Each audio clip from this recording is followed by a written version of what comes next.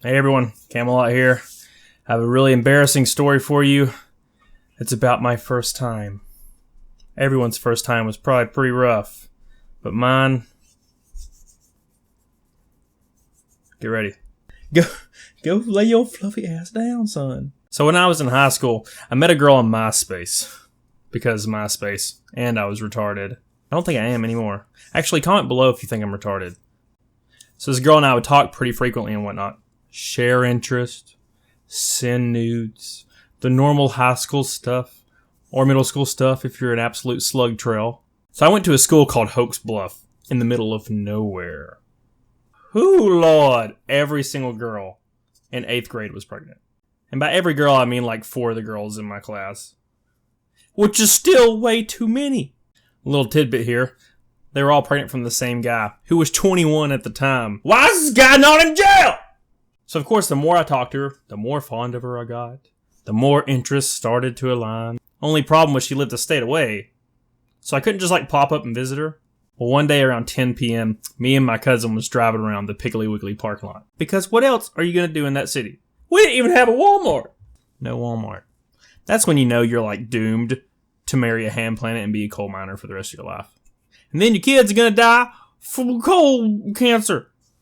Is that how that works? Or at the very least, stunt their growth. So this girl calls me on my Pantech flip phone, which was like an inch long, unlike nothing else in my life.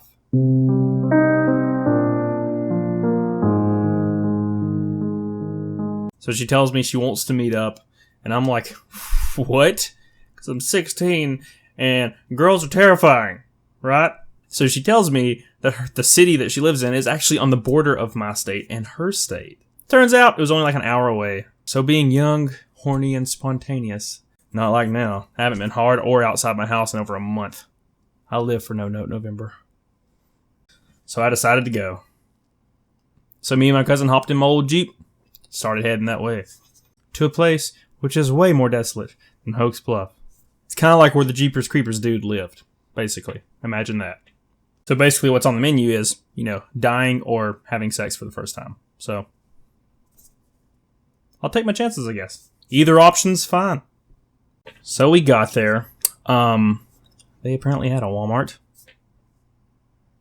And we parked behind this abandoned trailer, per her request, and got out and started walking down the street to basically meet up with her. Then basically go wherever she told us. This is very safe. This was all very safe.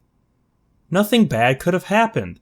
I mean, keep in mind I was a first-timer here, so she walked up. I saw her coming down the road. It was my first time seeing her in real life. So you could probably see the ecstatic look on my face when she appeared to be thin. Which is basically like the only requirement if you're young and horny for a guy. Unless you like big chicks.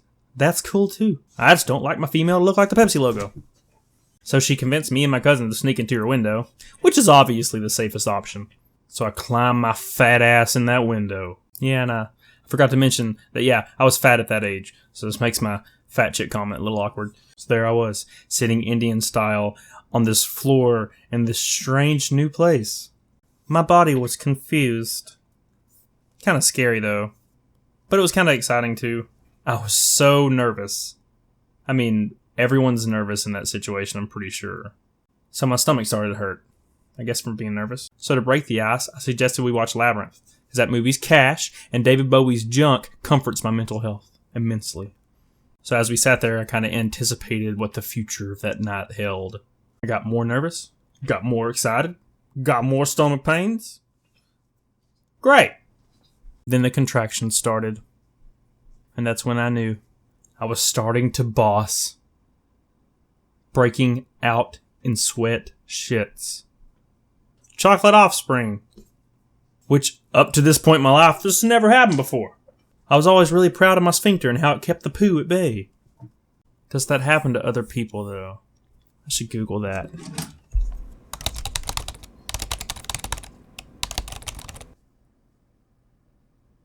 Well, that explains it.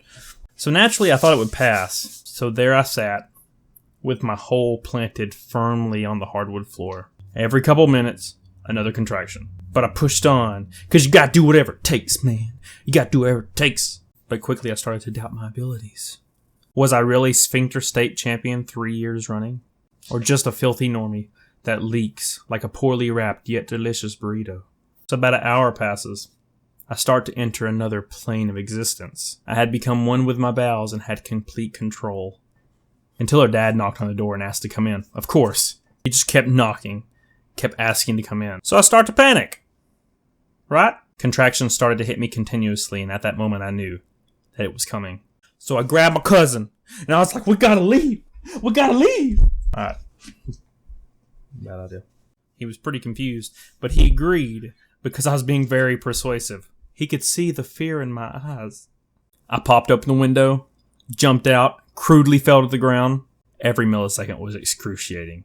I was running down the driveway at light speed, and then it hit me. There was no more waiting. There was no more holding. I undid my belt, ripped my pants down, and stood at the top of the driveway and sprayed like a hot geyser on a warm day in Wyoming. Pure liquid. My tears cascaded in the moonlight as I screamed at the top of my lungs and pressure washed the rest of her driveway. So in the aftermath, I stood there, panting, relieved, filled with joy at the birth of my newborn. The only man-made light left in existence was shining all the way down the driveway, illuminating my bare ass. The light was from her window as she watched in sheer horror. I had to beg my cousin for his socks because I had to wipe my fresh wounds. Then I just ran. I ran to my Jeep. My cousin laughed hysterically, could barely walk. Basically, at that moment, life was over. So we got in my car, drove to that Walmart we saw earlier. I unleashed some more hell on a stall, and then cleaned myself up. So all in all, I was humiliated. I was mortified. But she did text me and tell me to come back. Because this girl was apparently very desperate. So I had to fulfill my duties. So I went back and lost my virginity. Twice. Like, I wish I could have seen it. Like from the outside, like looking in. Like, see how long the spray was. See the overall distance of the spray. I feel like that would be like a fun plot for like a super bad movie or something. Like a sequel that doesn't need to be made. Anyways, thanks for tuning in. Thanks for watching. If you like these terrible, terrible stories, once again, just subscribe, comment, like, share it. It's terrible. My life's terrible. It's just one bad story after another. Why won't it get better? I don't know.